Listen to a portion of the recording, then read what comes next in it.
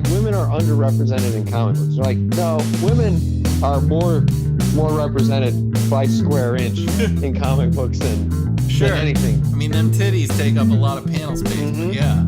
Yeah, you want a full page spread? I'll tell you who gets to spread that page. Hello everyone, and welcome back to the Wednesday Night Gentlemen Multimedia Empire official podcast. You're listening to episode 81. On this show, we like to talk about things like comic books, movies, TV shows, video games, political discourse, sometimes, but always Star Trek. I'm your host, Tactic Angel, and with me, Midget Radio, my murderous socialist friend. Hello. Hi, Midget Radio. How are you today? I'm all right, Tactic Angel. How are you? I'm feeling dejected because I was talking to one of my buddies and he didn't agree with all my crazy opinions. Well, you are kind of an asshole, so I don't really blame him. But well, you know, the person I was talking to is kind of an asshole too. Fair enough. But anyway, no, it's gonna get better because I have a glass of the Bullet Rye. What? Oh my goodness! True story. Oh my goodness! That's so exciting. How do you like it? I've had this before. I know you have, but it's been a while. It's 100% Republican. Fuck yeah, it is.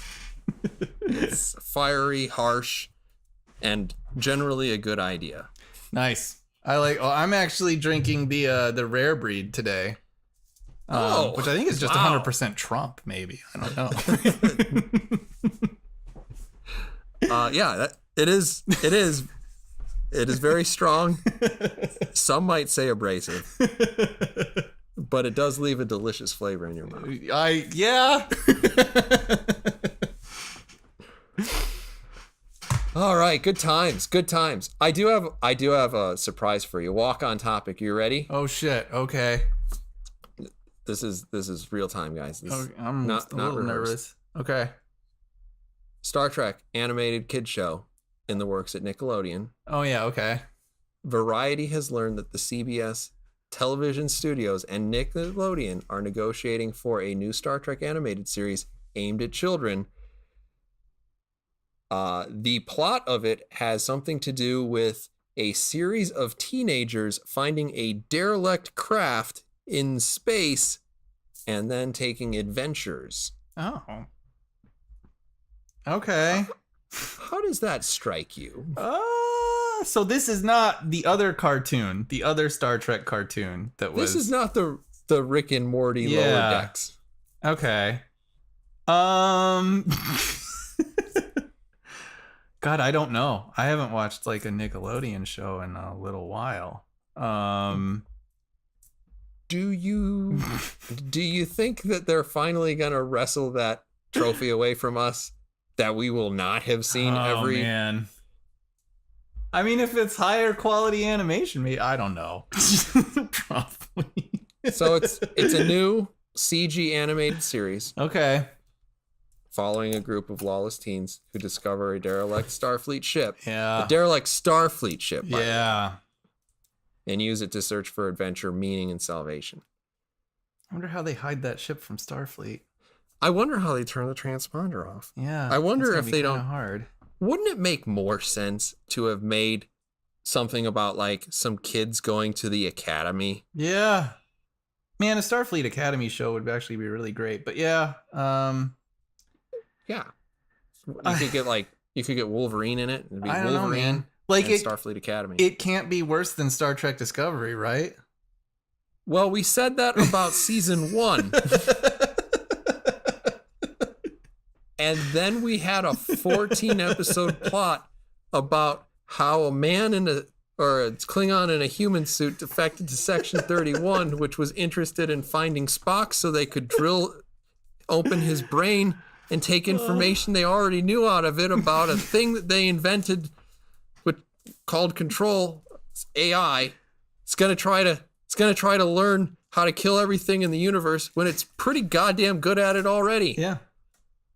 But and then they kill it, and then they have to travel forward in time into the future so the Control can't get it after it's dead. It's dead, yeah. But Tactic Angel, surely it can't be worse than that. I have learned never to underestimate humanity. Humanity is capable of truly awful things. Yeah. And those things are things like Star Trek Discovery. Yeah. And the Armenian genocide. Hand in hand. Well, pretty much. I'm saving the Holocaust for later because we don't know what season 3 is going to be. True. Fair enough, yeah. I don't know, man. When I hear that description, I think not exactly excited. No. And then I'm like, does my PlayStation View even get Nickelodeon? Yeah. Because if it does, I will be really disappointed.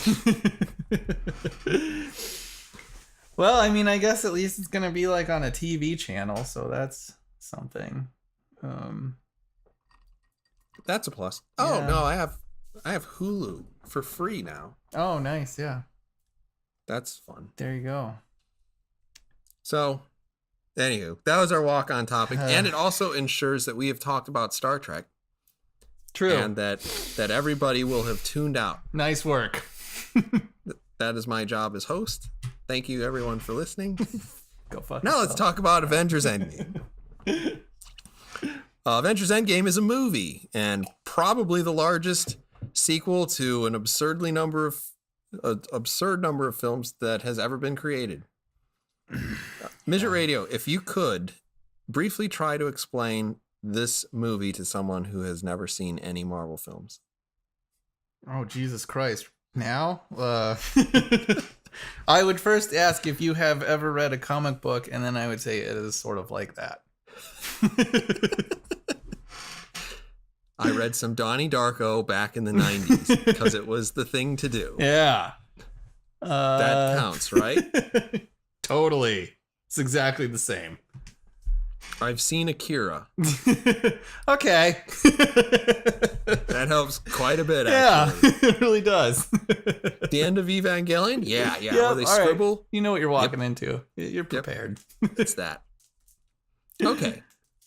I don't see a purpose in introducing this very much. Is more or less my point, because Sure. if you don't know what in the world we're talking about, then there's, God help you.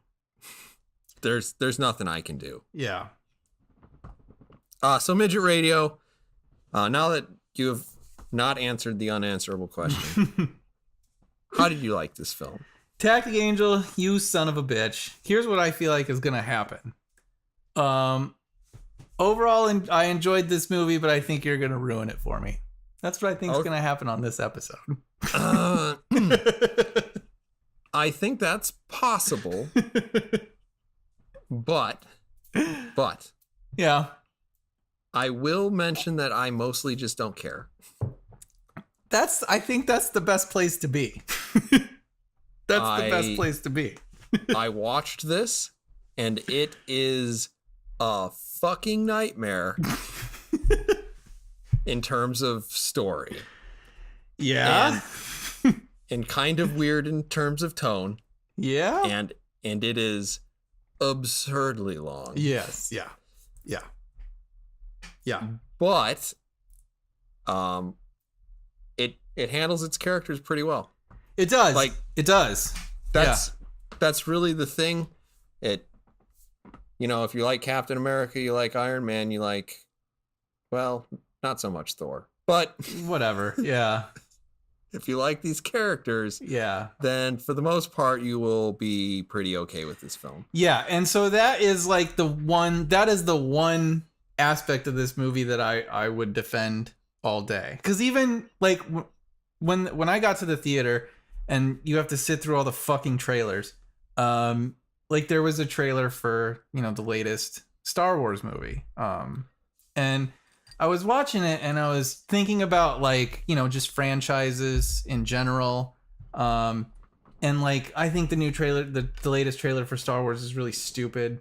The one with the running away? Yeah. And then she jumps over the ship. It's just this is meaningless. Did you like how they found a new way to play the same music over and over again? Yeah. It's amazing. It's slower this time.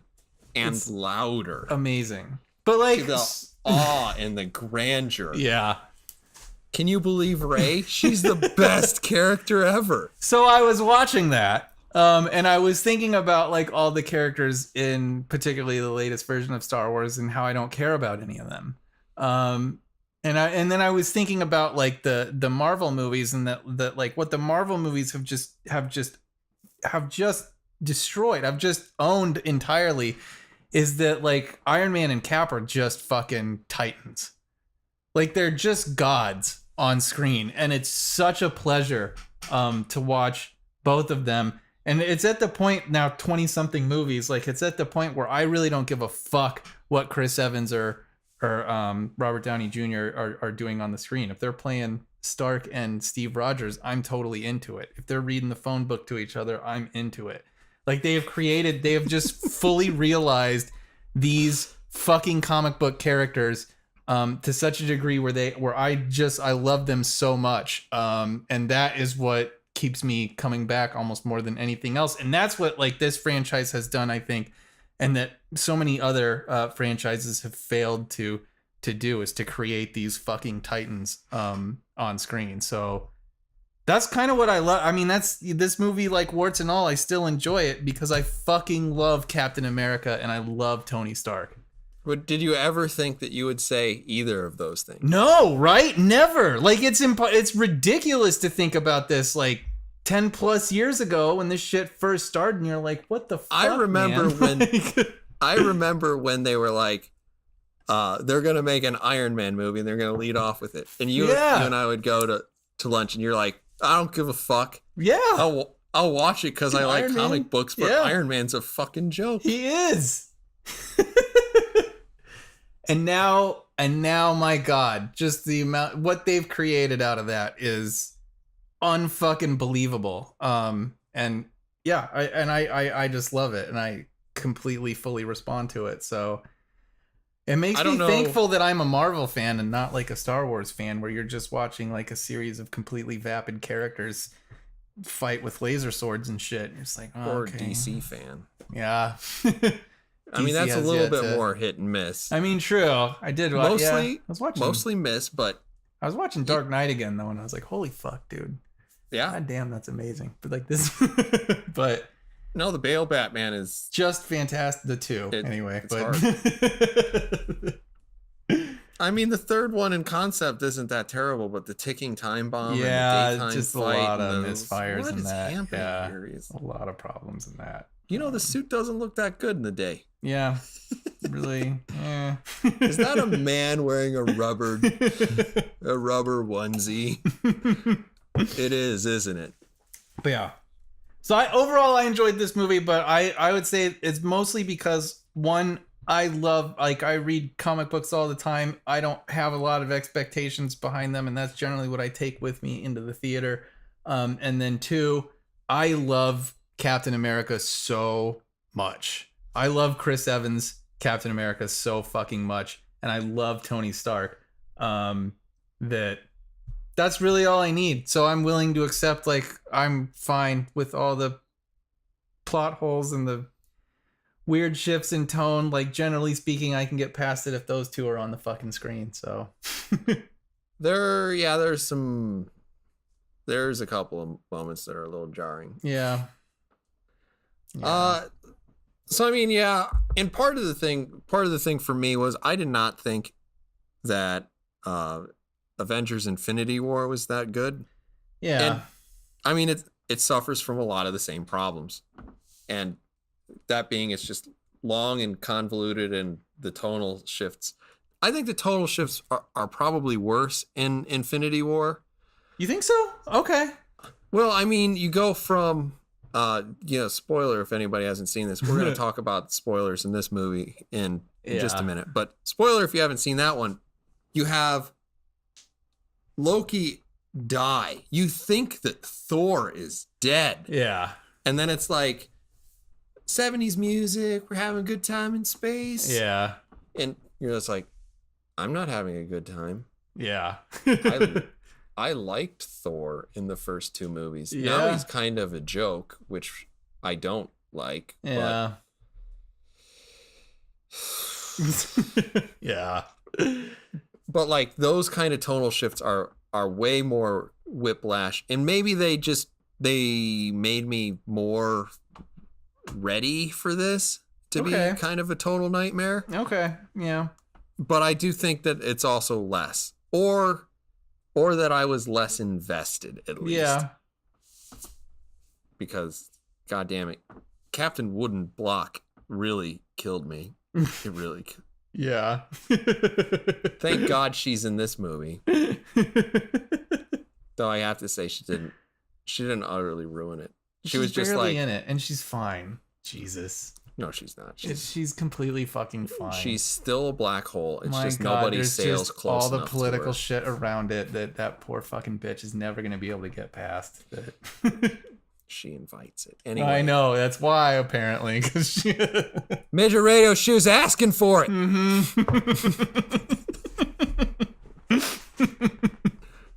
We do this while drinking. Anyway. I mean, okay. So in terms of like some other things that we can talk about, obviously performances. We've got. I mean, holy fuck.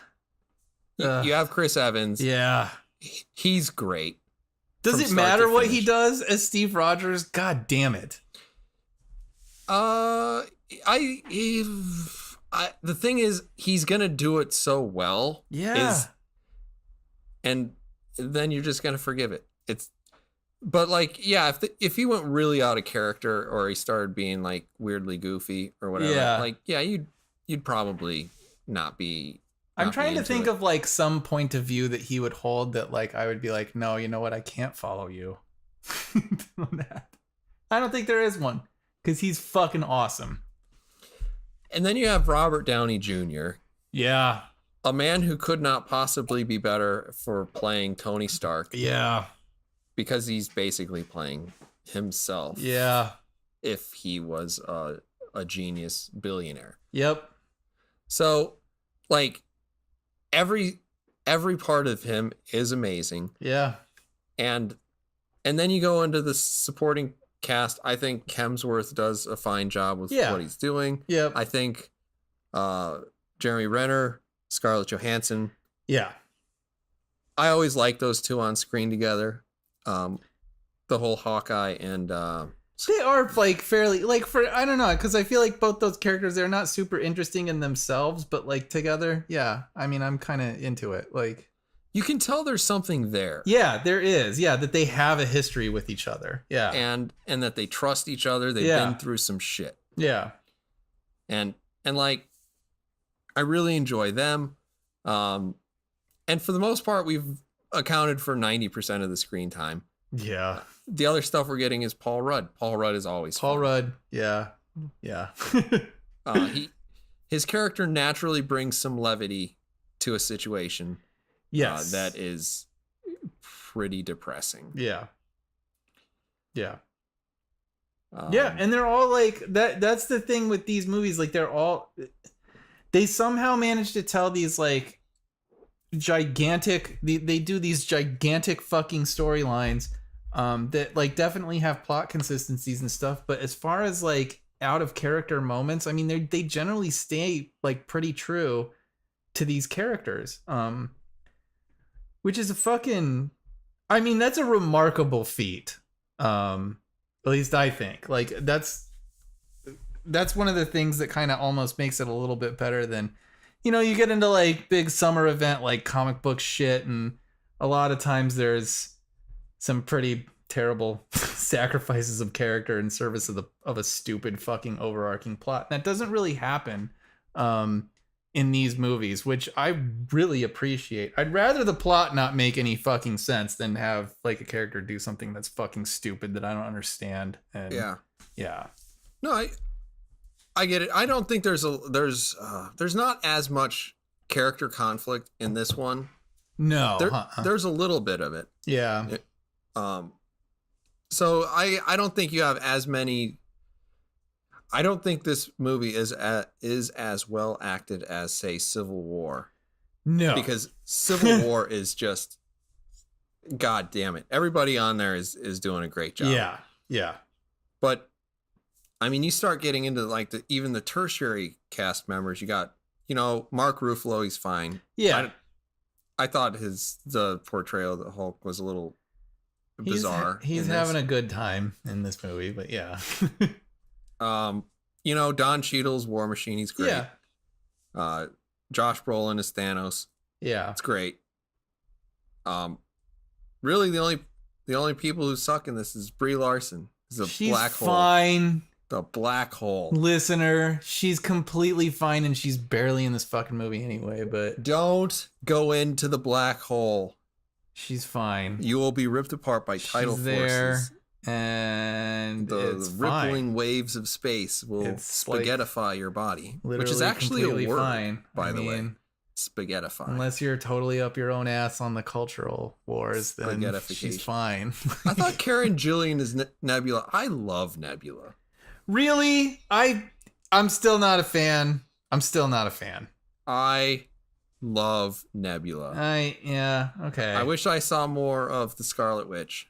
Me too. Me too. Anyway, we go on. I thought the score was forgettable. Yeah, definitely.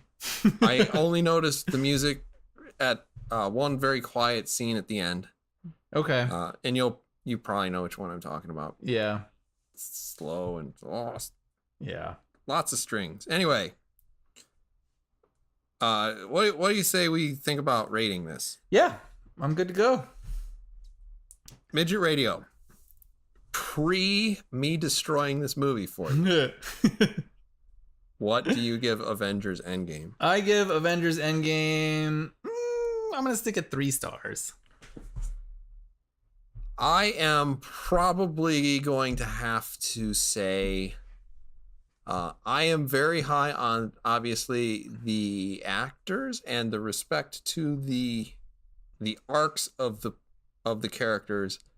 The rest of this movie is nonsensical garbage. Okay.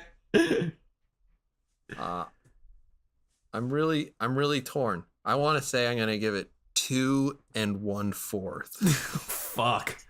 Well, you have to draw that 1/4 of a star, so good luck. I'm not really, because I am not okay with this movie. I am not. But if I say 2, then I don't like it. Sure. And I don't like it. But it's not that I want you to think that I don't like it, because there are good parts. It's just that I don't like it. Man, this 1/4 of a star is fucking complicated. It's very... This is like reading fine-tuned, very granular fucking description. No. I have a perfect 1-to-1 comparison. Okay. Do you remember reading Immanuel Kant's Pure Practical Reason? Yeah. Yeah, let that maxim be that. All that stuff. Right. It's exactly the same. That is 1/4 star is exactly the same. Well, that is as confusing as anything Kant has ever written. So. You see, you got to do the thing because the thing's worth doing just because of the thing. What? Go back. I got to read that again. If I read this sentence 6 times, it will begin to make sense to me. Jesus Christ. Okay. And only maybe then, because my brain has started to melt. Yeah. So we're going to put up that spoiler tag. Spoilers. By the way, read Immanuel Kant's Critique of Pure Practical Reason, viewer. It's a good book. Maybe read a summary of it or like an abstract. I don't know. No. Read it in the original German. I'm sure it'll get better. Yeah. All right. Midget Radio. Yeah. How many callbacks are in this movie? Oh, there's like 1 million, right? There's like 1 million. I think that this movie survives a lot on the I remember that. I remember liking that. Yep. It does. And it worked for me. I enjoyed the time travel shit. I actually enjoyed it. I enjoyed the time travel back to the first Avengers movie. I mean, I had a good time. Like, it was just fun. Like, at least one thing I'll say about this movie with respect to Infinity War is that this one is at least more fun. It is definitely more fun, and if you think about it as a love letter to the people who are leaving the cast, obviously, then you can look at it as like, remember the good times, yeah, and you can go through all the stuff, and that's fine. yeah. So yeah, they go back to the Avengers 1. They go back to sort of Winter Soldier. Yeah. They're jumping all over the place. Yeah. And fine. Yeah. Even Yeah. to the last movie. Actually, Yeah. the Soul Stone part, they jump back to the best part of the last movie, which was, I really like the effect that they have on the Red Skull. Yeah, the Red Skull. Yeah, it does look. He looks pretty cool. I mean, he looks like the perfect version of Death. Yeah, he definitely does. Yeah. I did like that scene. With Black Widow and Hawkeye, or Yeah. I did too. Yeah. And yeah. and I felt like actually the setup to that scene where you see Hawkeye has completely like lost his moral purpose. Yeah. And he's midget radioing people Fuck right yeah. and left. I did like the Ronin shit, and I did like even his little explanation of it, when he's like 50% of the world fucking died and and you survived. It's like, fuck you, you're a piece of shit. Like, Yeah. just the injustice of that. You're like, I fucking get it, dude. Well, and actually, like, that opening scene for him where he's, teaching his girl to shoot, Yeah. and his wife and kids are, Yeah. You're gonna take Linda Cardellini away? Fuck you, Thanos, man. and like, just what a profound sense of loss. Like, your entire family got Yeah. away, and you're left there, and well, Yeah. it's time for some vengeance. Yeah, dude. Yeah. I mean, I almost wish that could have been, I don't know. I mean, it's basically Punisher type shit, but it's like, I could have watched this for a while. Could have followed Hawkeye around for a little while. Yeah. But yeah, I liked all of that. Yeah, I liked that. And it does dovetail into, but when you get into that scene, like, you've seen Hawkeye, and he's got kind of like the hipster white supremacist haircut, and like, they're looking back and forth, and you're like, is he gonna murder her? yeah. And you're thinking she thinks that he should go, and then it's like you realize, no, it's the other way, and it, no matter how far he's fallen, and he even admits earlier that he's a bad person. Yeah. That he's still willing to do that thing to kind of redeem himself. And that, Yeah.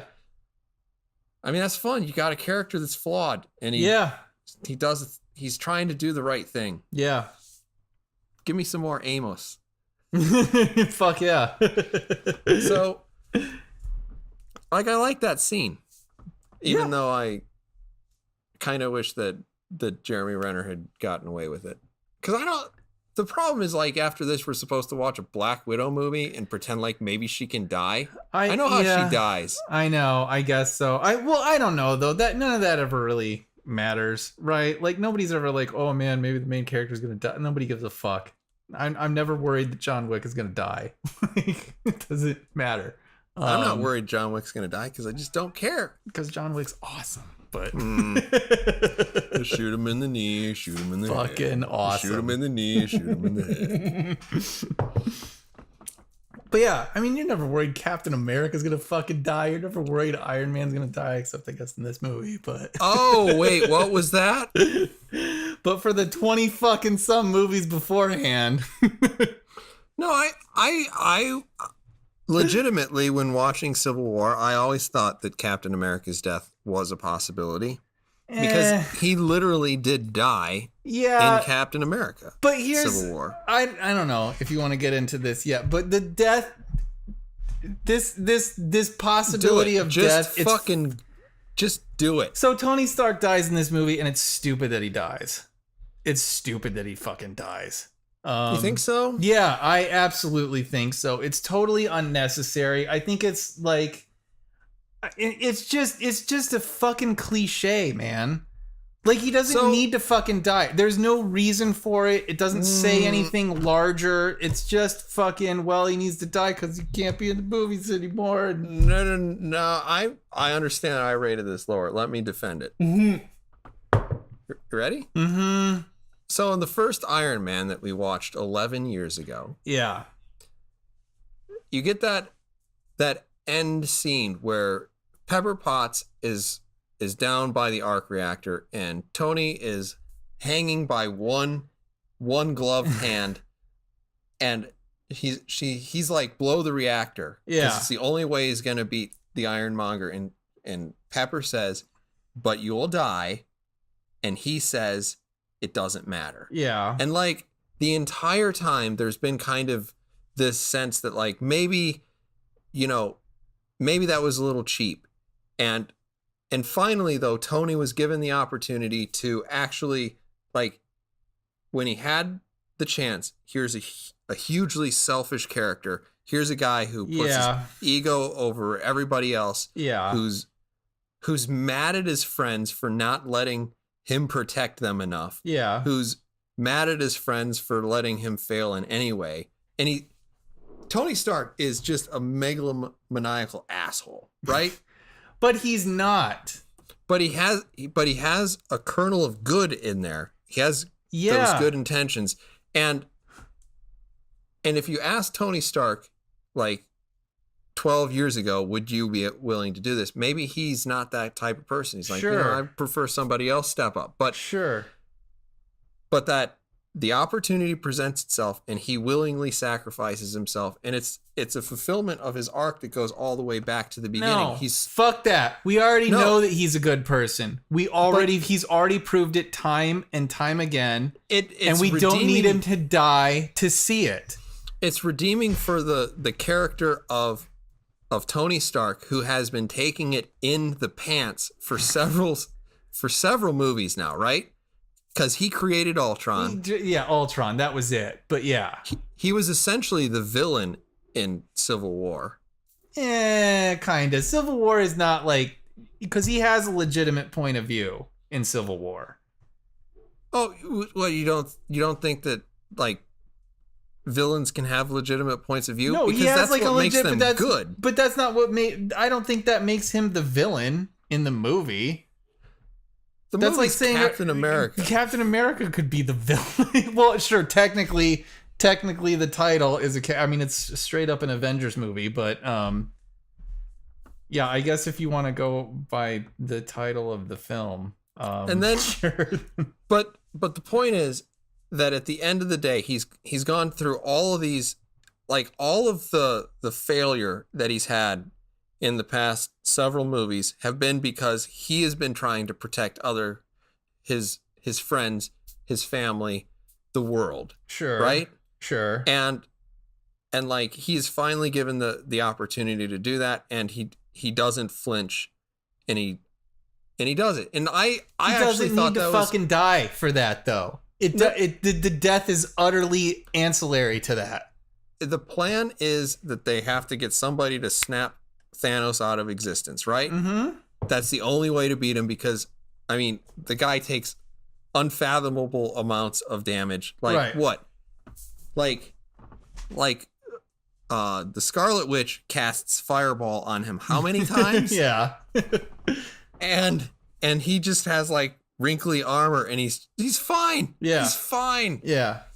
And so, and like they launch 100,000 missiles at the planet. He's still fine. Yeah. The only way to defeat Thanos is to snap him out of existence.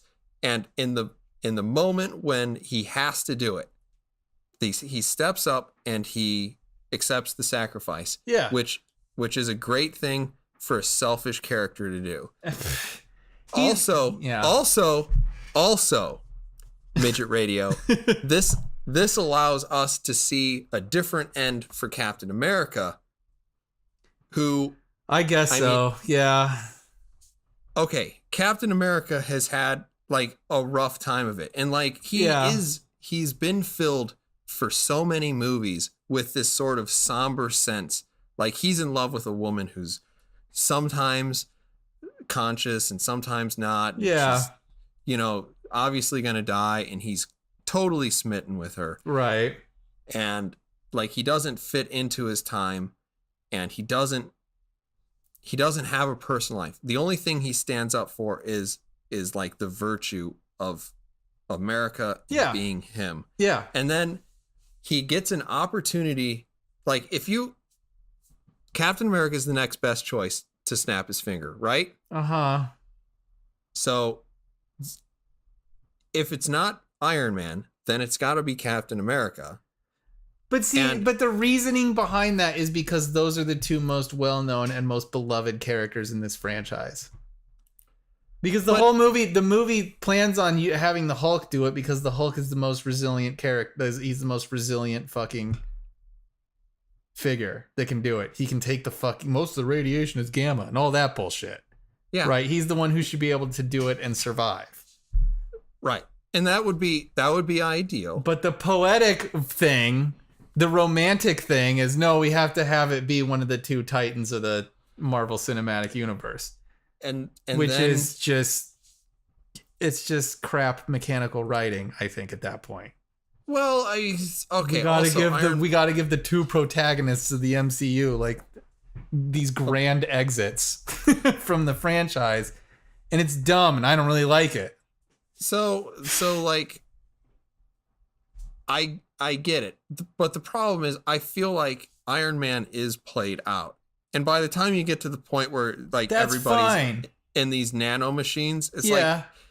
and if you want the MCU to continue to go, you actually do have to kind of like move Iron Man to the side. Right, I get it. It needs new blood and all that. That's fine. I'm just saying that killing him is the cliche way to do it. It's a cliche way to fucking do it. It's fine. Look, I'm the one who loves comic books. I'm used to this shit. It's heroic. It's just straight up cliche, and it doesn't give me any new.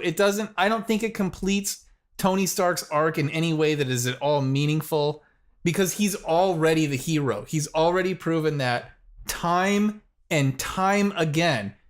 Let that motherfucker retire with his family. That would have been the bolder choice because it would have been unexpected. It would have been the, hey, fuck this. I'm 50 something years old. I don't want to do cosplay anymore. Like, I want to just raise my fucking kid and love my wife on our lake house. Like, that's fine. Let him fucking do that. But the death stuff is just like, this is bullshit. It's just bullshit. He doesn't need to fucking die. It doesn't do anything. It adds nothing new to him. It adds nothing new to him as a character. In fact, it would be more interesting and bolder for him to just say, fuck this. I fucking saved the planet. Now I am retiring. And now I am going to just raise my daughter and be the family man that I never thought I wanted to be. That would have been a bolder choice. But I don't agree. I think the way that this was written, you knew that one of them had to die, and this is because why? Because why? Because this is kind of like, this is Endgame. It's wrapping because it's in up. the title, and that's what we just have to do it. We got to do it. Yeah, we got it. Well, in the fucking manual. No, you can't. You cannot have it both ways, because you can't be like, oh, well, this is a movie that's all about callbacks, and the only reason I like it is because it's like, I remember that, but then not address the other parts of the meta, which are, obviously they're trying to move the franchise forward. I know. Obviously they're trying to give these people a good out, and if all things must end, and in terms of going out on top, death is the most obvious choice. Death is the most obvious way to go. He can't just fucking retire. Why not? These characters are archetypes of the things that we want to see. But they aren't though. Like, and people who are willing, like, that's fucking DC. But no, because like these are normal people and flawed people, and like you can't say these are normal flawed people about fucking Clark Kent. Like, Yeah. God damn it. He can't cross, like, he has all these superpowers, but the only thing he's allergic to are, like, what? Space rock? And, like, he's so fucking law-abiding that he's physically incapable of crossing a road without finding a duly marked crosswalk. Right. Like, the guy's so milk toast. He's like, I'm perfect. I'm moral in every way. I wrap it up every time when I think about fucking Lois, even though I can't seal that deal for some reason. He sealed that deal a couple times. Yeah, no, she's until the space rock monster shows up and murders me. So anyway, like, you can't say that about DC. These are flawed characters, and we look at them and we see a little bit of ourselves in them because, you know, I have one or two problems. You have like dozens. And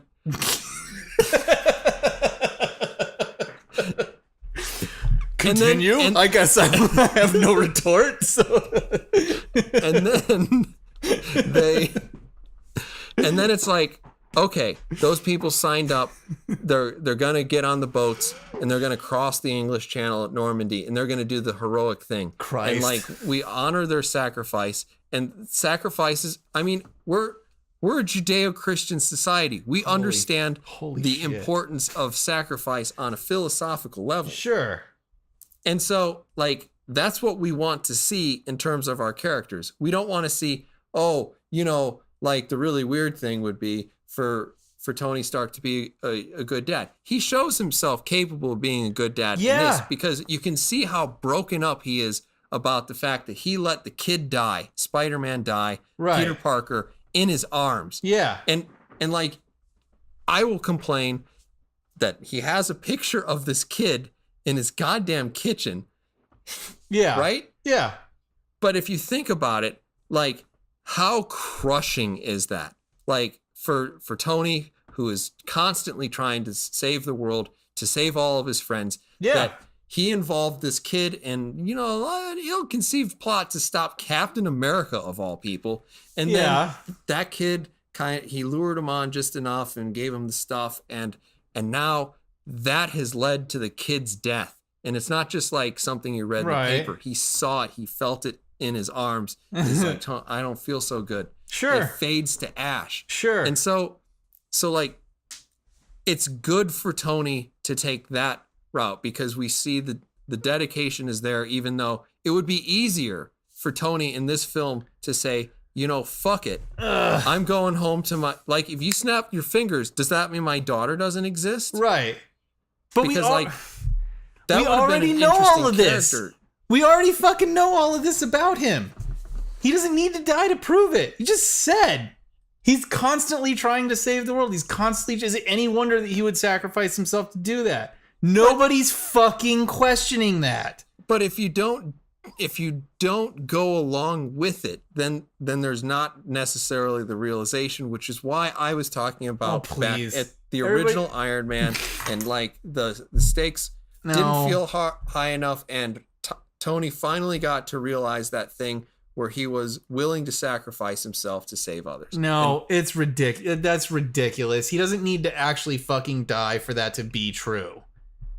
You don't have to fucking die for that to be true. The fact that you're willing to sacrifice for yourself for others and you don't fucking die does not mean that you are somehow does not contradict that. And nobody is really questioning that. We've seen enough movies from this fucking guy. We've seen Downey perform this role enough fucking times that we know that we know where he lands on this kind of issue. And that's why the death, it doesn't reveal anything. It's almost a matter of course. And that's why it's boring and unnecessary. No, the stakes weren't, after Iron Man 1, the stakes for Iron Man weren't really all that high, except for maybe the original Avengers when he flew the thing into space. We already know like how passionate he is. I don't think it added anything. This didn't answer anything about Stark's character that we already didn't essentially know. And that's why it sucks. That's why it sucks to me, because I would rather see Stark grow old and just be Tony Stark and not be fucking Iron Man either. I would rather just see that Because love that's this a new because- aspect of his character that I can't really predict what exactly that would look like. But now he's fucking dead, and now we don't get to fucking see it. Wouldn't it be more interesting No, you if should Stark, read Iron Man 2020. if you wanna Stark do was that. retired, and like we see in Spider-Man 5, Peter Parker goes and visits like 70-year-old fucking Robert Downey Jr. just to say, "Hey, what's up, man?" That's a much more interesting scene to me than Tony Stark finally got the romantic death that I guess that we all just had to fucking see to understand. It's fucking lame. You know what I like about our conversation here? You're theoretically the one who likes the movie. I feel like this always happens too. I gave and this I'm movie telling you, 2.25 stars. 2.25. This is my quarter star. Fucking different. 2 and exactly 0.28741 stars. All right. Well, we've beaten Stark's death into the fucking ground. Captain America died in this too. Not exactly, but kind of. But don't you think, okay, here's the thing. Tony Stark dies. This leaves Captain America to be in a weirdly placed scene other than the fact that he doesn't come back. Yeah. But you almost know he's not going to come back immediately. Yep. And there's a certain sense of kind of like, good for you, guy. Right? Sure. Like you've been doing all this stuff, you're a man on a time. Sure. And you finally got to kind of sync up back. I mean, granted, you lost about a dozen years, but you got to go back to see Peggy while she was ambulatory and bang still the shit out of her, and I clearly still completely fuckable. Yeah. God, how many children did they have? Probably Like tons. not counting Captain the America abortions. doesn't need to try, does he? He's like, well, he's got that super serum sperm, so yeah, super serum sperm. He's got like kids. There's a whole like nest of Captain Americas out there. Oh my god, a bunch of fucking patriots popping out of that womb, like, If there are enough of them, they'll keep voting Republican.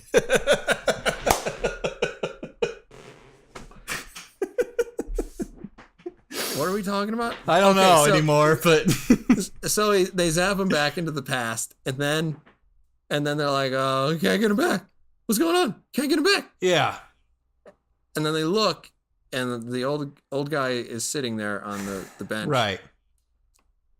How did you feel about the aging process on him? Well, I don't know. I mean, he looked, old, so He looked pretty good. yeah, I thought he looked like pretty good as an old man. But I didn't like. I mean, one of the hurdles here is that like I don't really understand. I don't really understand that scene. I don't understand what the fuck happened. So the thing is that this kind of there's some, let's say, maybe not sloppy writing, but it's sloppy writing. Yeah. And it's ignoring existing continuity. Yeah. And you see that like several times in this movie. Yeah. I mean, like, okay, when Tilda Swinton was talking with, I don't remember her name. What is she called? I love that she's in it. The first one, or like the ancient one? The ancient one, yeah, that's right. It's the ancient one. Good call. Good So job. the ancient one's in it, and I love that she's in it because Yeah. I love Tilda Swinton in that thing. And if you're a Doctor Strange fan and you want whoever the fuck is supposed to play that, I just don't care. I think Tilda Swinton is fun in it because she's a weird person. Yeah. She looks weird. Yeah, she's got a shaved head, like, yeah. An alien presence to Yeah. her, which I think lends to the role pretty well. Yeah. And so she has a conversation and she explains if you take the Infinity Stone out, essentially what happens is Star Trek parallels the Right. TNG episode, and you take this detour off to this other thing. Yeah, you I'm get a still branching fucked. timeline. Yeah. Yeah. And he's like, "Oh, we're gonna put the stone back after we take it." Right. So it's like it never happened. Yeah. Yeah, Surf Pro, that sort of stuff. So if he doesn't come back, I'm like, did they take the on ramp? And then like he's there, So is there a way for him to get back onto the interstate? Right. I don't know how that works. Yeah. I And feel then like no, but And then also Cap has his shield, which we just saw smashed to pieces. yeah, that was weird. He's like, hey Sam, I want you to take this because it happens in the comic books. Yeah, it does happen in the comic books. That's why you got it. Yeah. And really nobody That's why really Stark dies too, cared or basically. liked about That's what's supposed to happen. like but- that stuff. yeah. So, you know, we're going to do it. Yeah. Flying Captain America. That guy. Yeah. I like Sam, but I just don't care about that at all. But no. He ain't Steve Rogers, man. But I don't know that he's carrying it. no. And then you have what? I mean, you have like three things there, right? Three things that don't make a lot of sense. Exactly. Yeah. So it's hard to like figure out what am I supposed to do with this. Now, I will say, at least it isn't a person standing on a piece of space debris talking to her adopted brother about how she has to go back in time and send signals so that they could have done the things that they've already done, so that the things that they are seeing are possible to be seen. It is better than that scene. I feel like when we compare things to the worst thing that exists ever, we're not doing that thing much of. I don't know. Not sure we're saying much. But I didn't realize that the Young Turks had time travel. We're going back to the Armenian genocide. Anyway, go on. I don't know what to do with that fucking scene. Honestly, like when I first saw it, I was like, I want an old man Cap movie. That's really all I want out of any of this. But the scene itself doesn't really like make a lot of sense. I mean, I would have understood it better if, like, you know, when they brought him back, he just popped out of the hole and he was old, you know. Then you're like, oh, okay. So then he came back to now, and now, like, at least the sort of the time travel logic that the movie set up in the first place kind of makes a little more sense. But no, but then they're just gonna send him back and forth and back and forth. No, and he's like, fuck it, no, I live my life. Then at that point, like, see, then you have a character moment there. Steve Rogers can just be like, fuck you. I lived the life I wanted to live. I'm fine being old. I'm done doing this shit. So I'm out. Fuck you. Like, I like that. That's a perfect character moment. Similar to what he had in the movie when Falcon asked him about, like, his wife and his life and stuff like that. And he's like, go fuck yourself. Like, I don't think I'm going to tell you all that shit, you know? You know, like, good for you, Steve Rogers. You did the shit you wanted to fucking do, and that's good, man. You're a fucking hero. You had an opportunity to go back and live the life you wanted to live, and you fucking did it, and you earned it, man. And that's fucking awesome, and I'm happy for you. I wish that would have been the scene, that he would have just popped out of the hole and been old and had his fucking life and told the Hulk to go fuck himself. Like, I can tell you why that didn't work. At least in the logic of the movie. And it had something to do with when they were sending Rudd back and forth in time. The problem was, like, some sort of variable where he was aging differently than time. Right. And so essentially they'd be trying to pluck him out of 1970 or whatever. Yeah. And rather than what happened, they had to, like, he'd have to take off the suit, which I didn't really like the suits, like the time suits. Like, I liked them pretty well. I am a little tired of people pushing buttons and helmets like coming over their faces and all this crap. Jesus. Like, somebody just put a helmet on. Just fucking put it on. But God, that is on a list of things that pissed me the fuck off. But it's like it's instantly transforming. It's like, God damn it. Yeah. Stop it. Yeah. Stop. So he goes back to 1970. He takes off the suit, whatever the hell that is, because he's not wearing it. Yeah. And then he spends 45 years, 45 years, puts it on like 2 days ago, and you suck him back in the suit so that he can be like, no, I want to do the thing. Yeah. I don't think that's how it works, because they'd been trying to suck him out of 1970. Oh, Really, I don't think it would have mattered because he just pushes the button on the suit and fuck you, going back. Granted, I don't know how this is supposed to work because basically they make a lot of fun of the time travel stuff too, and they do.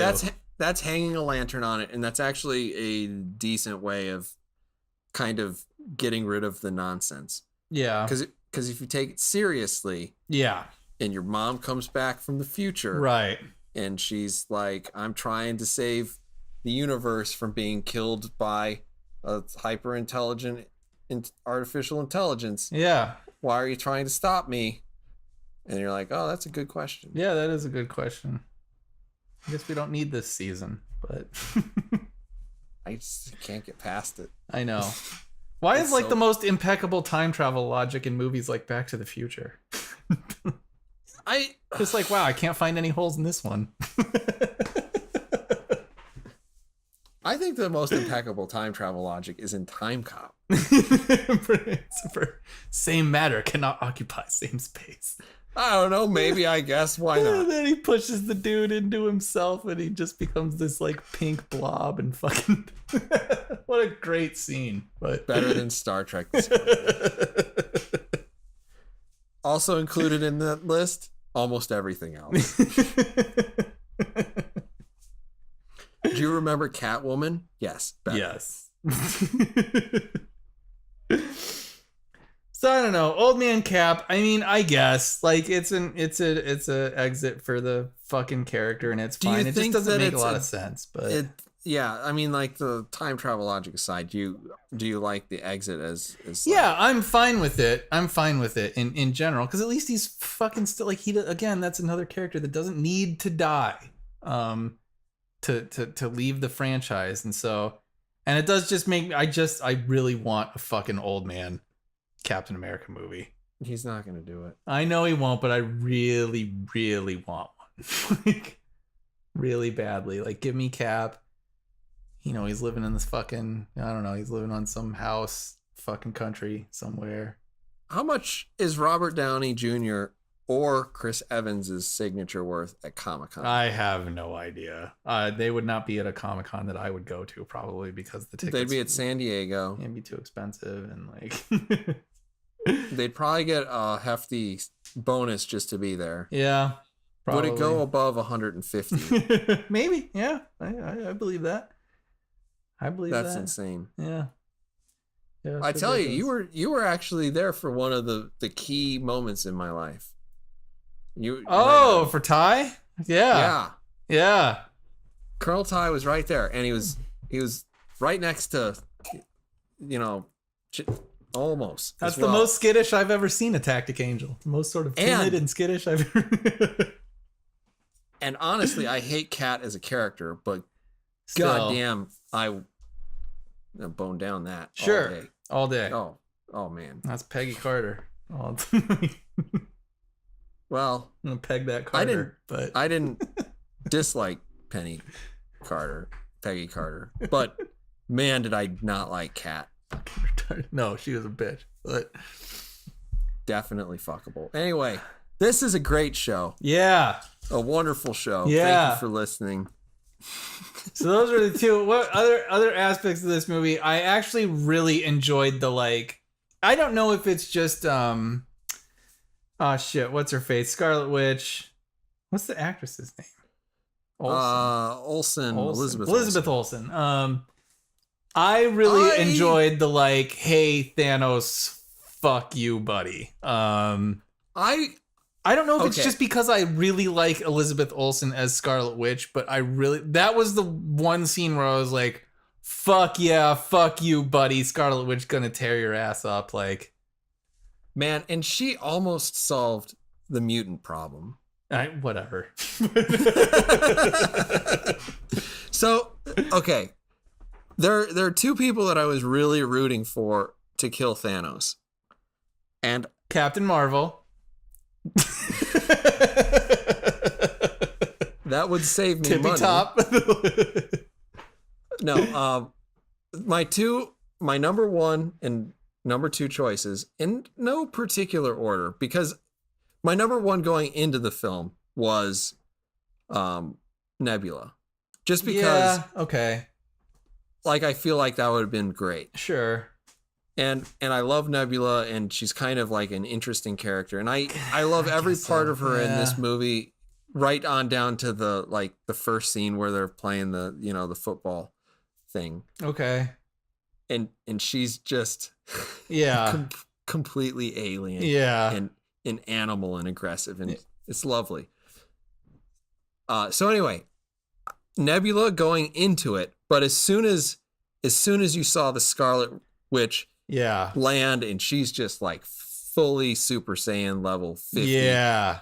And it's like, and she said this, and it's like, you took Yeah. everything from Yeah. me. And you're just like, fuck him up. Fuck him up. Yes. I mean, I think that's an overstatement. I think you're being a little dramatic. Sure, but it's a bit much. I mean, it's pretty much the Vision, but still, like. she sold that line. She didn't Yeah. have very many, but she really didn't, but sold yeah. it. Yeah. And you were like, you know what? I'd have loved that. And Yeah. after the last movie, having to kill the man that she loves, Yeah. and then having to see time rewound, Yeah. and then having to watch him die before her eyes, Yeah. meaning she killed him for no reason. Yeah. She can still remember that, Yeah. because we've seen that Spider-Man remembered everything up until the moment he became nothing. Yeah. Then, like, you understand why she's angry. Yeah, Like, exactly. Yeah. I mean, you really fucking feel that. you can be a little emotional, baby. No, and she really sells it. And I was like, fuck yeah, fuck this piece of shit up. Like, like, that was a great moment, but sadly it doesn't happen. it doesn't, like, it was a little akin to, and I mean, of course, he's not going to fucking die in that scene, but, like, it felt a little akin to me because one of my favorite parts like, I like that Thanos was panicked. Like, that he was like, this fucking bitch might take my ass out. Like, it's nice to see him vulnerable, and he's like, fuck it, launch everything. Sir, what about our people? Fuck them, launch everything. Like, I'm all right. Like, I like that scene, and it reminded me a little bit of the scene in Infinity War when he first went up against Cap, and he tried to hit Cap in the face, and Cap was like, go fuck yourself, and he was like, who is this piece of shit? Why is he so strong? Like, I do love that look. Yeah. of like almost reverential amazement. Yeah. That was actually probably my favorite 2 or 3 seconds in that movie. Exactly. Yeah. It was a great. I agree. Like, it was a really fucking fantastic moment. In that movie, and yeah, this one took me a little bit. Like, to see Thanos being like, "Holy shit, what the fuck is this? I didn't plan for this." Like, yeah. So yeah, I liked that scene. But yeah, past that, I mean, I did nerd out a little bit, like when everybody was fucking Doctor Strange teleporting in front of Thanos' massive army. And like just that shot that like basically tracks back and you see fucking everybody in the goddamn Marvel universe popping out with like Giant Man in the distant background. Okay, a little bit of a nerd boner on that, but I did love Giant Man, yeah, seeing him again, because you're and when he threw that big left hook on the floating space that was monster. Fucking awesome. Yeah. That was fucking awesome. Like, yeah, another little bit of a throwback to the first Avengers movie where it's just like, fuck you, here's a left cross. And honestly, like, Ant-Man got a lot of love in this. Yeah, he did. Yeah, he did. So, you should one of watch those films. And it's one of those aspects about this franchise that, like, again, when I was sitting there watching the fucking Star Wars trailer, you're like, well, you have these like the two clear titans in Robert Downey Jr. and Chris Evans, and then you just have this fucking ridiculously awesome supporting cast around them. And you think about it and you're like, what other franchise can lay claim to any of this? I mean, it's leagues beyond anything that we've seen before. I think.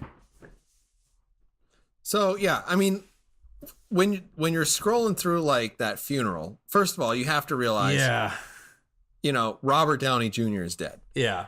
And you're going through it. You've got, you know, Hemsworth, Renner, Cheadle, Rudd, Jesus Christ. Yeah. Samuel L. Jackson, Tom Holland, Chris Pratt, Gwyneth Paltrow, Brie Larson.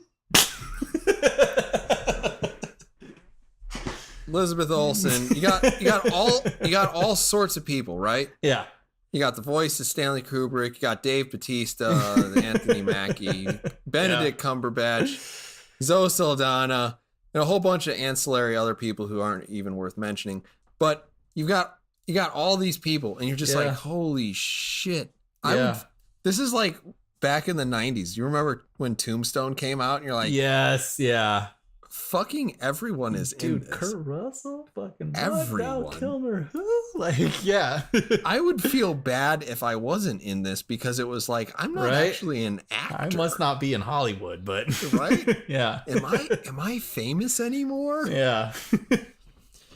So yeah, I mean, like, and also I guess this is the most expensive film ever to be made. I have no doubt. Yeah. So, like, yeah, there is that, but. And they all they're taking it seriously, even though there's plenty of comic moments in it. Yeah. And Marvel still does strike a pretty good tone when they're doing it right. Yeah. I just think it's a little weird sometimes. It is. No, I mean it absolutely is, and this movie is no stranger to, I think, some of the more awkward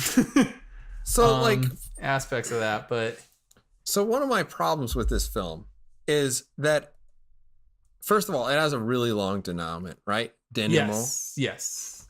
So it's denouement. Denouement. Yeah. No, you said it right the first time. But. Denouement. Es ist ein. I can't even speak French anymore. I'm trying to put it into half French, half German. Anyway, here we go.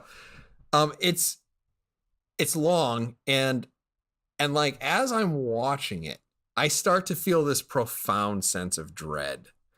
Just like it started at the funeral, and it kept going. It kept getting worse, and I'm like, I'm taking a head count. And you're like, let me see what we've walked away with. Yeah, we've walked away with everything except for Paul Bettany's vision, who was unfortunately underutilized, but when we saw him, he was great. Yes. Yeah.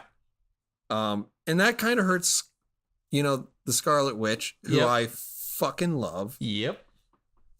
We've lost the Black Widow, who was great. Yeah.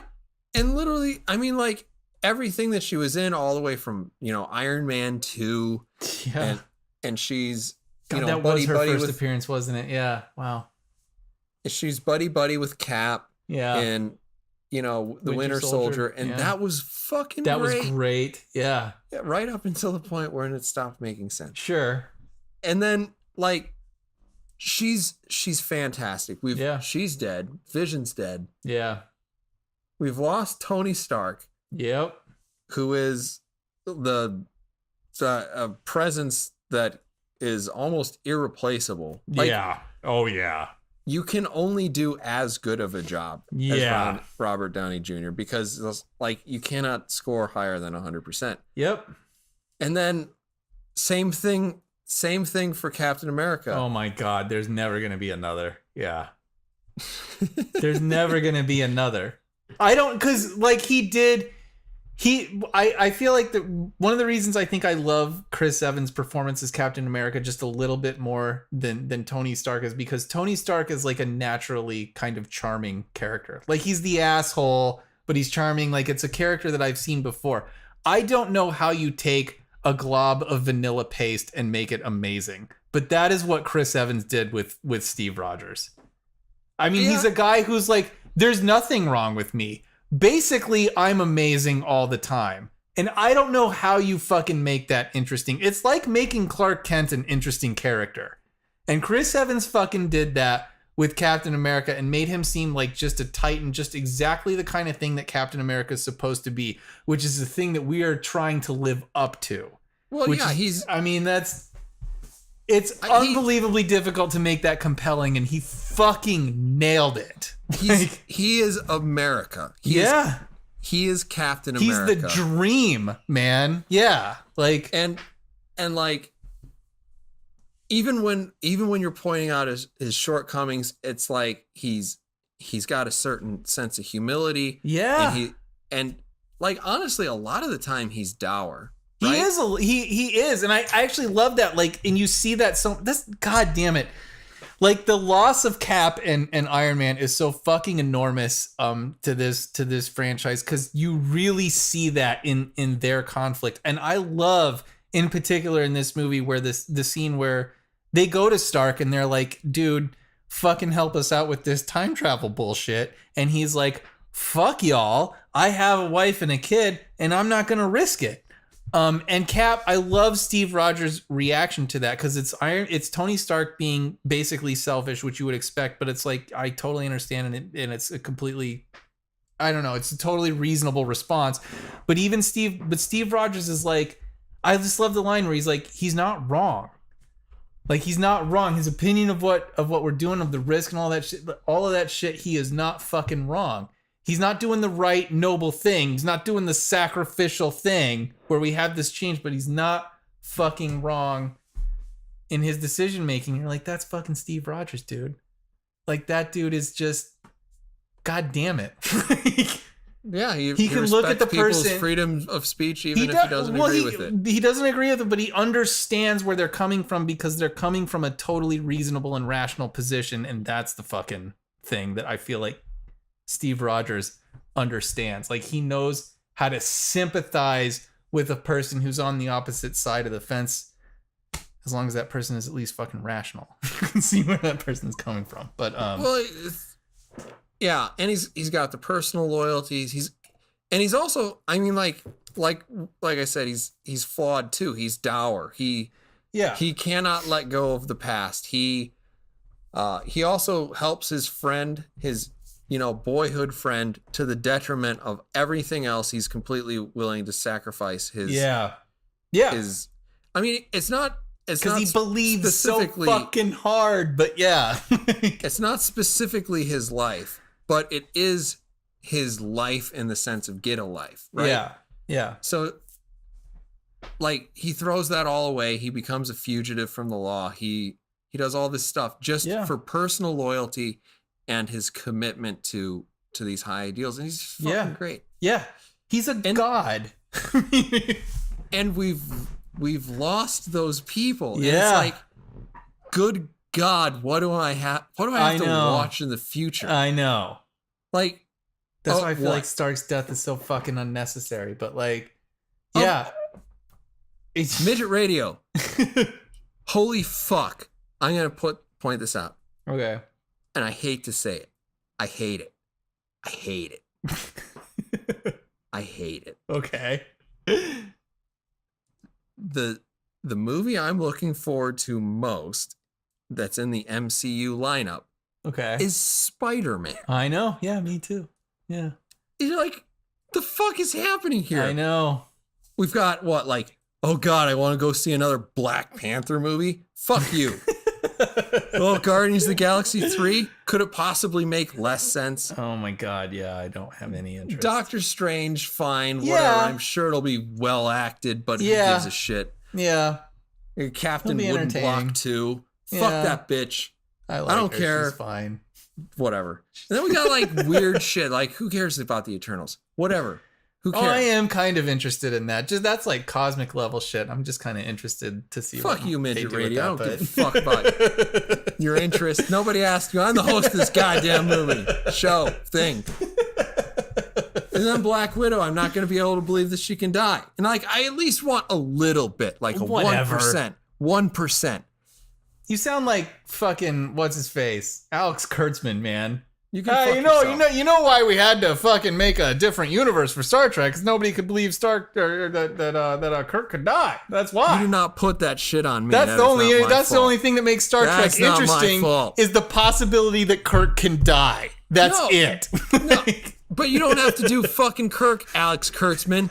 You can do anything else. You can do your stupid Captain Sulu series back in the 90s. That would have been great. I like how off the rails this is getting already. You could do, Captain John Everyone. And you're like, oh, I wonder if John dies this week. And maybe one day you do kill him. Fuck that. You cannot put that on me, Midget Radio. I am not responsible for your STD. I love this. This is a triggered tactic angel. Good time. But here's the thing. The only thing that, and this is gonna pain me too, because you accuse me of this bias all the fucking time. Okay.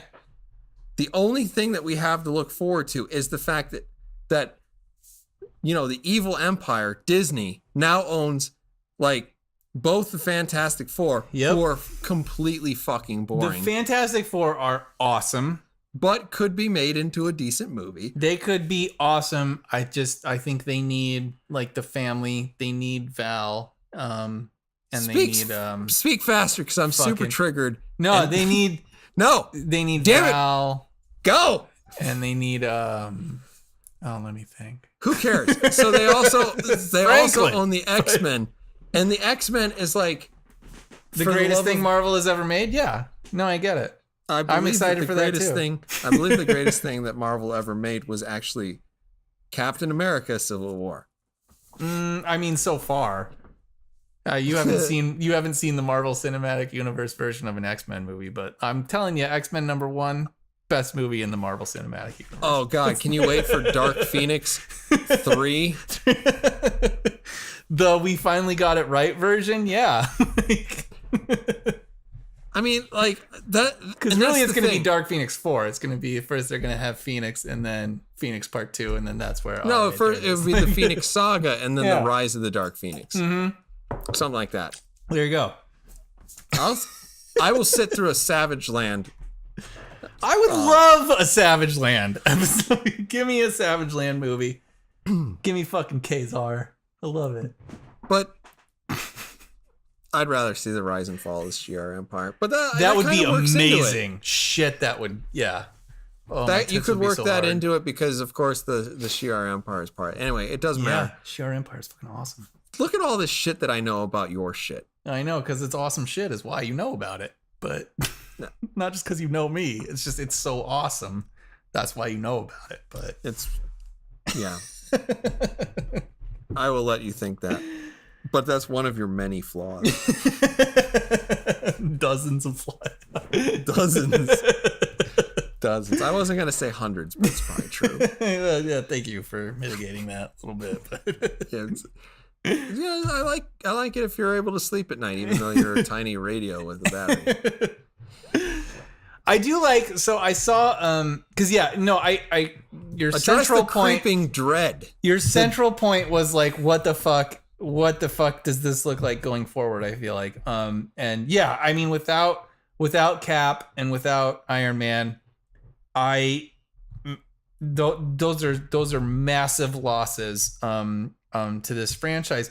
I do like in the most recent trailer, I think it just came out today for the next Spider-Man movie. It does feel like a little bit that they're aware that they're paying homage to Stark's impact on Peter Parker, and that there's going to be a little bit of Peter Parker trying to live up to that, what Iron Man was. And I'm into that. I mean, I'm into these characters trying to live up to a legacy that's been left behind by Cap and Iron Man. I like that idea. But I just, it's interesting enough, but I don't know that it's enough to really carry it forward because Stark is a fairly complicated character. I think Steve Rogers himself is also a fairly complicated character. But when you look at characters like Peter Parker, I mean, I just don't see how they're ever gonna fill those shoes. Well, Well, this and I like him a lot, but God, it's just like the way that you hear the Disney folks talking about, like, you know, the people who are going to lead the next wave of this is like Captain Marvel, and you're like, no, okay, no.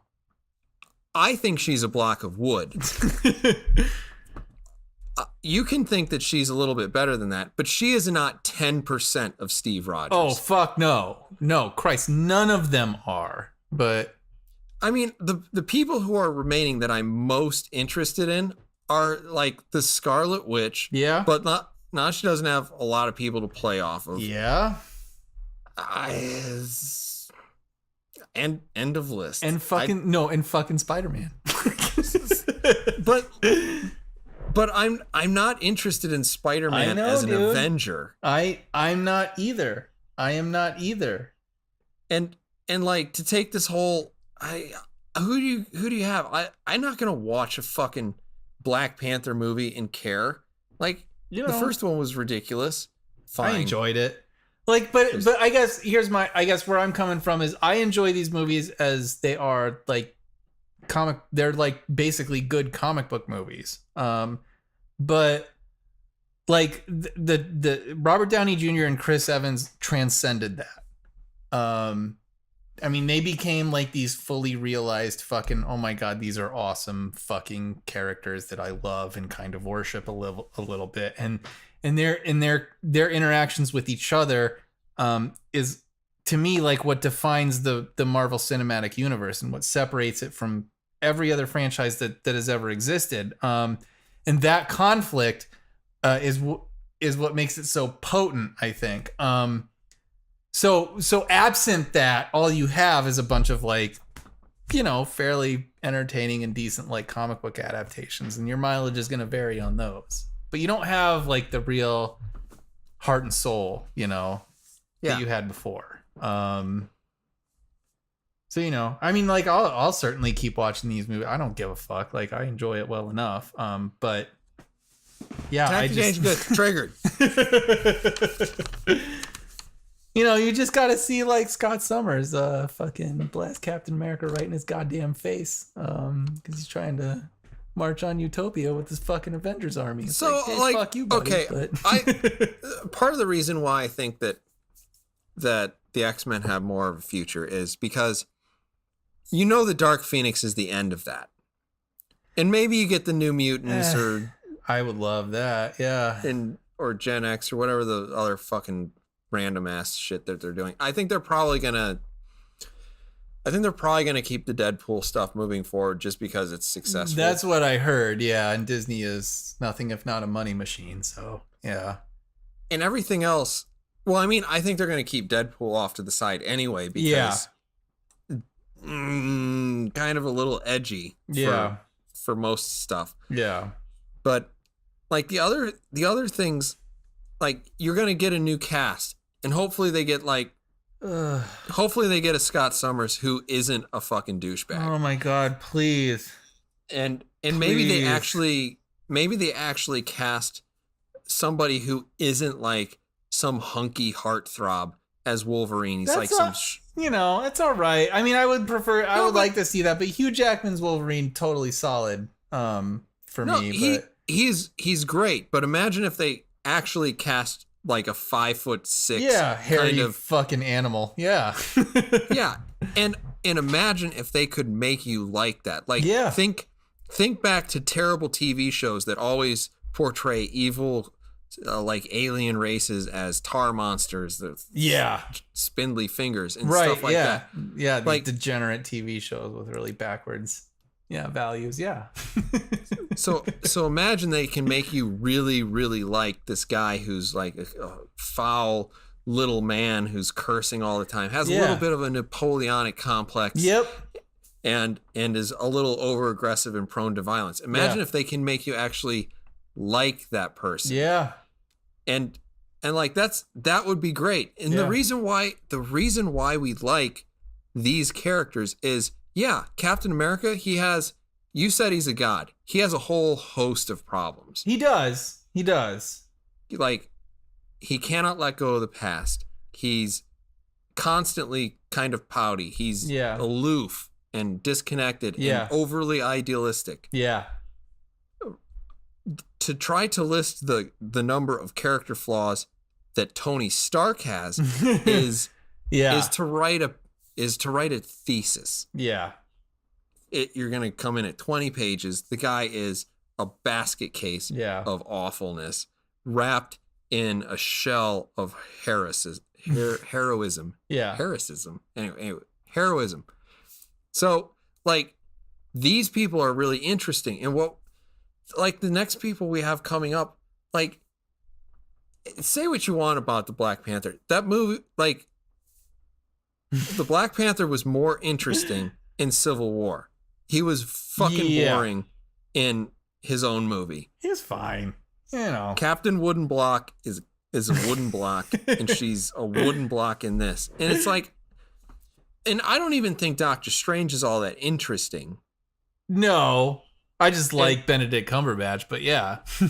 And the Guardians of the Galaxy are essentially a collection of caricatures. Yeah. And so, like, I'm stuck with this, and I'm not hanging my hat on wanting to watch a lot of, Spider-Man shit, because Spider-Man's fucking lame. Yeah. But so I guess the thing that I wrote down was, did Disney intentionally burst its own bubble? I don't know. I don't know. And this again, this is why I feel like the Stark death is just utterly fucking unnecessary. Because it didn't tell us anything new about the character, and it just robs us of his presence in future films. And it's like, even if they are ancillary, if it's an ancillary presence, that's better.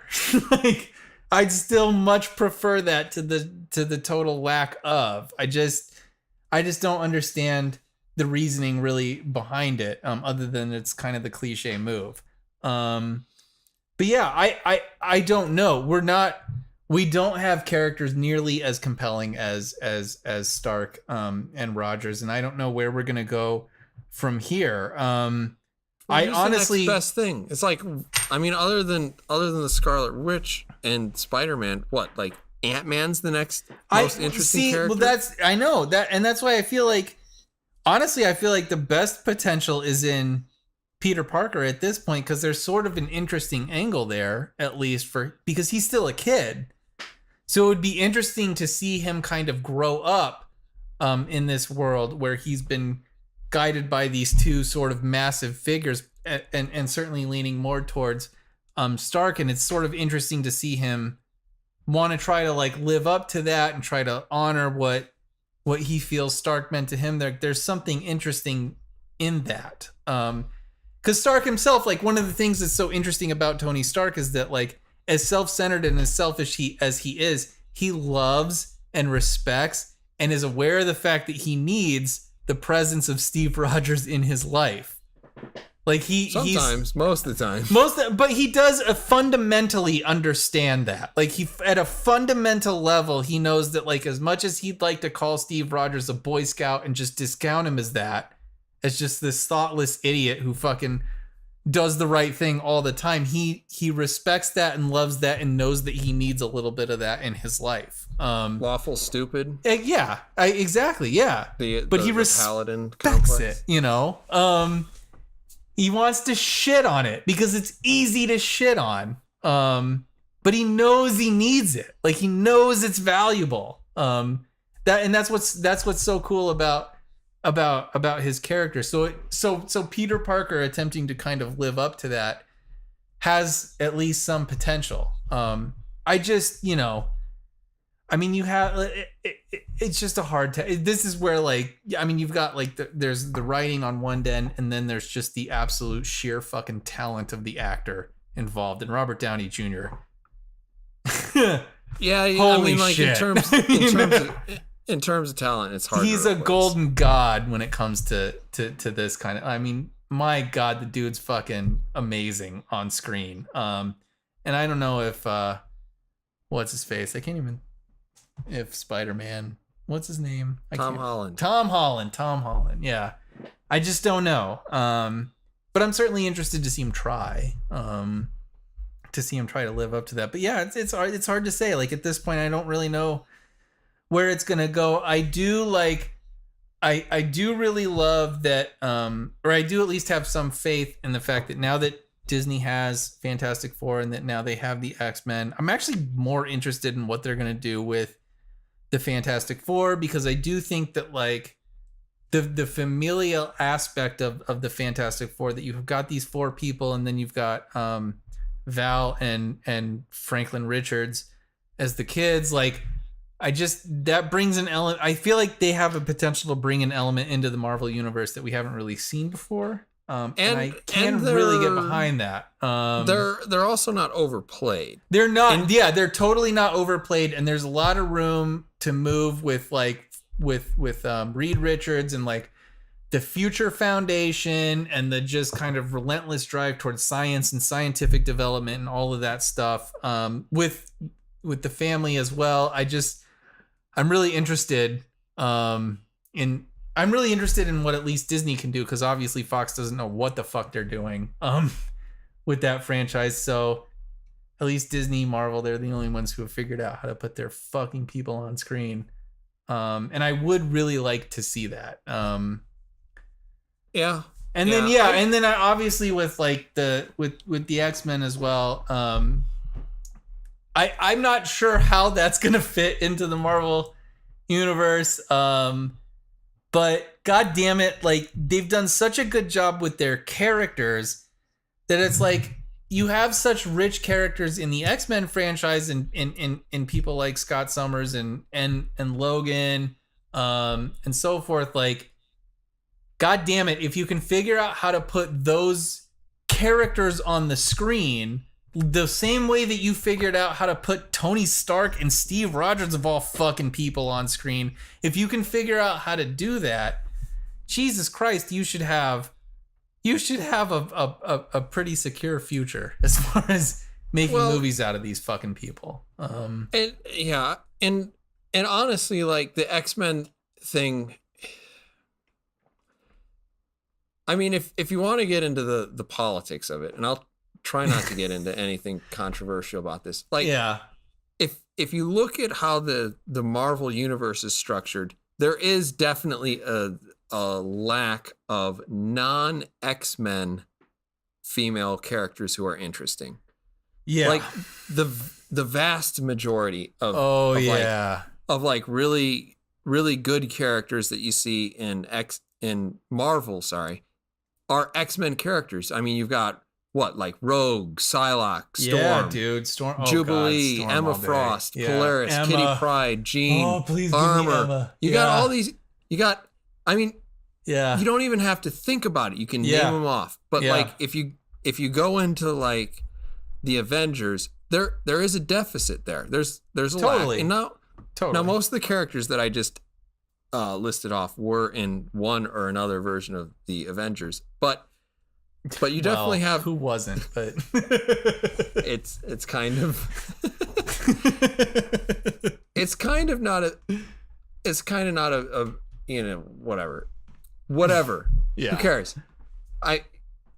There's a lot of talent there, and like one of the things that a lot of people are maybe worried about is sort of like the steering into the stupid SJW nonsense. Sure. Yeah.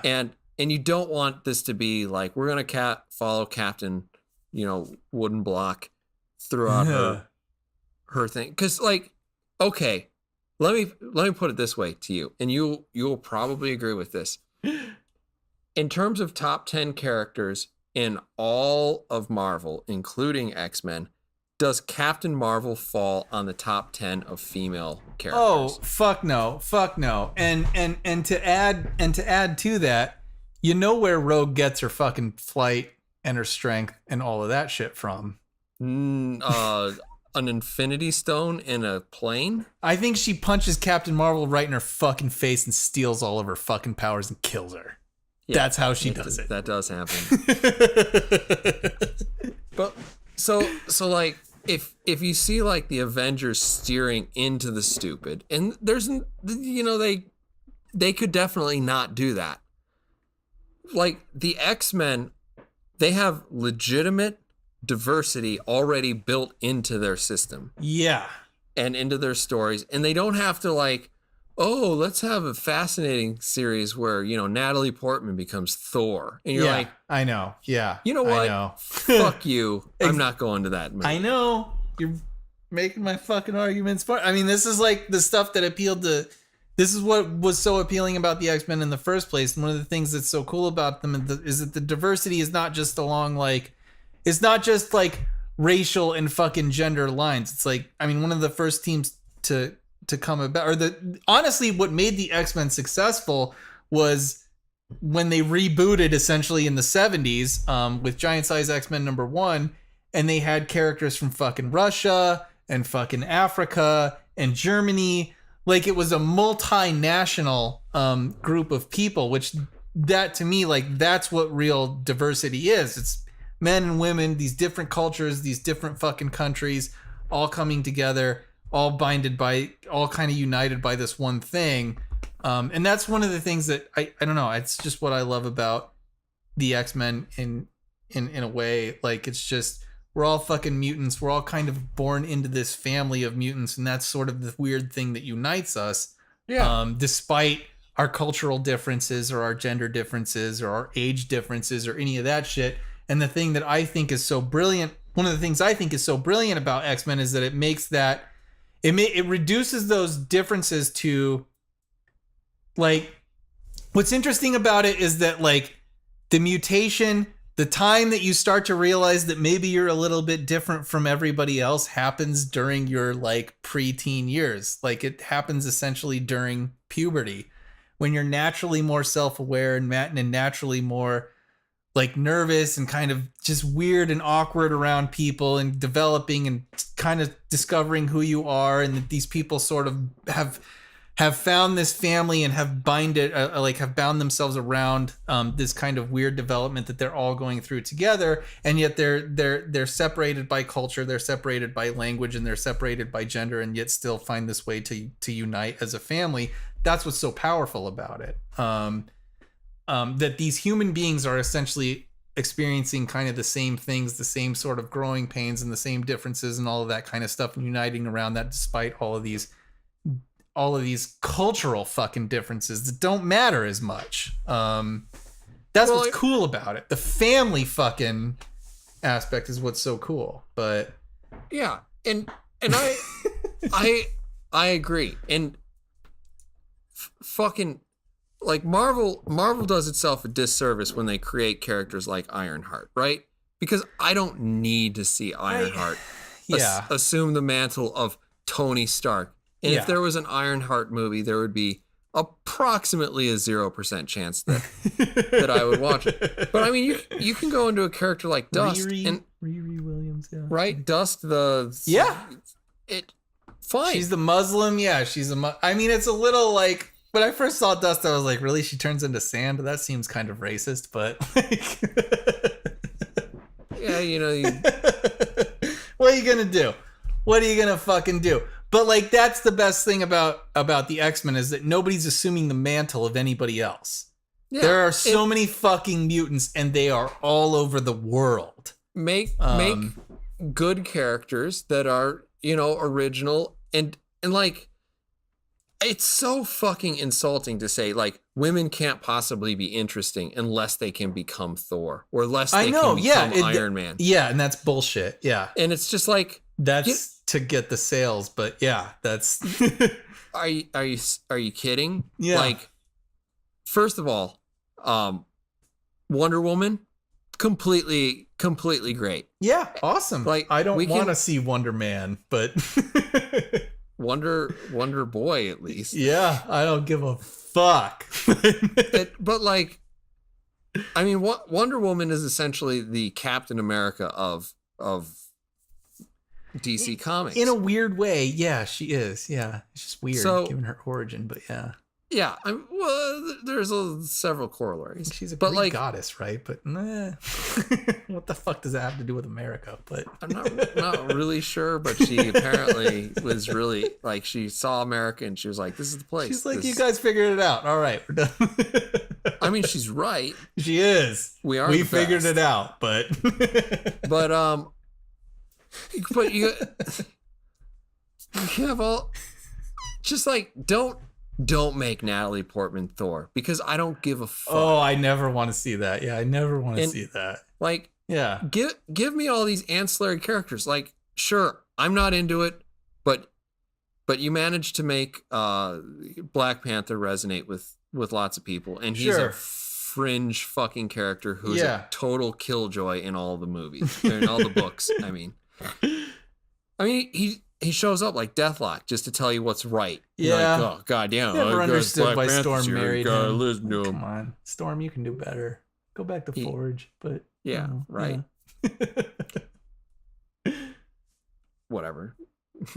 but like, okay, think about Iron Man or the irredeemable Ant-Man, right? Okay. Yeah. Nobody gave a hot fuck about these characters before they had a movie. Yeah. You made a movie, you did a pretty good job. You made some sequels, did a pretty good job. Yeah.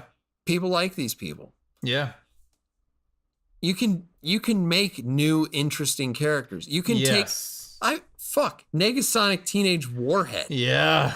If you want to go really far out on the fringe, you can make these weird characters. Maybe 3 issues. Yeah. Maybe Barely. 3 issues. Maybe 4 panels. Yeah. Yeah. But like you can do it. Make new characters. Don't just like steal stuff and imply that these people are not good enough to be worthwhile on their own. Yeah. That's comics, but that's been the legacy of fucking comics, and that's why like I've always counted myself lucky that I'm not like a fan of Captain America or not like a comics reading, fan of Iron Man or anything like that, because you just have that one character in those books and they do whatever they have to do to keep those books fucking interesting. I mean, even Spider-Man. I mean, there was like 2 years where Dr. Octopus was fucking Peter Parker.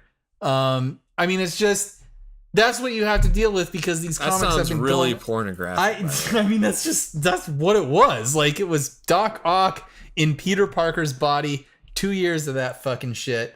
And I mean, people liked it, but whatever. Phrasing? Those are fucking Spider-Man fans. But Phrasing? like, that's the things, that's what I love about the X-Men. It's not reliant on like this single fucking protagonist to keep the book relevant and keep it interesting and, create the shock value. Cause these are fucking soap operas and you got to do what you got to do to keep them going. But I love the X-Men because of the enormous amount of characters in those books. And I love them.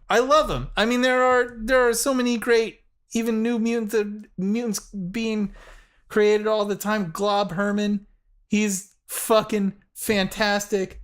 Give me some Beak, man. Give me some fucking Surge. I love Surge. I don't know why she hasn't been around as much, but I love the greats as well. Like I love fucking Scott and I love Logan and I love Jean and Betsy and Jubilee and all the fucking ones that are the most recognizable. But it's like it's the new characters, it's the ancillary characters. That's what's so great about the X-Men franchise. I mean, you can create characters all fucking day long. I cut you off. I know, but you got characters for days. There's so many shit characters. There are a bunch of shit characters. There's a shotgun approach, right? There is maybe like a little bit of like a kind of a racist part of me that's like, well, if you're a mutant, then I love you, but that's all you got to be. But that's from what would you say, like the ankles up? Pretty much, yeah. That's all I care about. Okay. I don't know, Maggot. No, I kind of like Maggot, but what do you? We need to be on the X-Men Avengers Endgame, Avengers Endgame. Avengers to boldly go drinking. Yeah. Do you have anything ancillarily? That's not a word. Related to this. No. Because I don't want this to be 3 hours of you talking about how you love the X-Men. Oh God, I love the X-Men. But but yeah, I'm trying to think. I think that's about. I mean, honestly, I guess I said it in the beginning, but like, really, just as far as like movie franchises go, the characters are fucking awesome. And I feel like that's really rare. That's nothing that fucking Star Wars can lay claim to, especially now that like Han is dead and Leia is dead and fucking Luke Skywalker is dead. Like, I mean, just Well, if Rey's another fucking block of wood. right? Yeah, Rey's born. Like, I don't give a fuck about Rey. I don't give a fuck about Finn. I don't give a shit about any of these people. What And in about fact, the Rose? only characters that I kind of liked were the characters from Rogue One.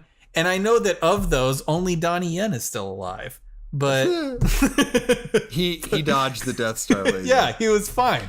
He was He got fine. up after he died. I don't know He if was you like, understand kung fu, but the flip he did to get out of the way of that planet destroying fucking it's pretty amazing. But It was strange. It was a little jarring in the deleted scenes content, but yeah.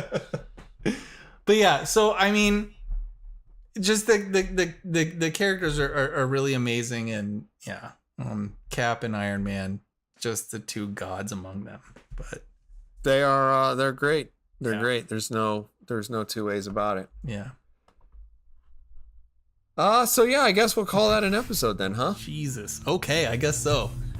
That'll be episode number 81 then of the Wednesday Night Gentlemen Multimedia Empire official podcast. I can't talk anymore. Please give us a like if you've enjoyed this video or subscribe to our channel. That would be really generous. You can also find us on Twitter where we are at WNG_MME_OPC, or head on over to Facebook until we start talking about Paul Joseph Washington. Thank you everybody for listening. And we'll see you again on episode number 82, where I think we're talking about the Orville, probably. I hope so. Bye bye.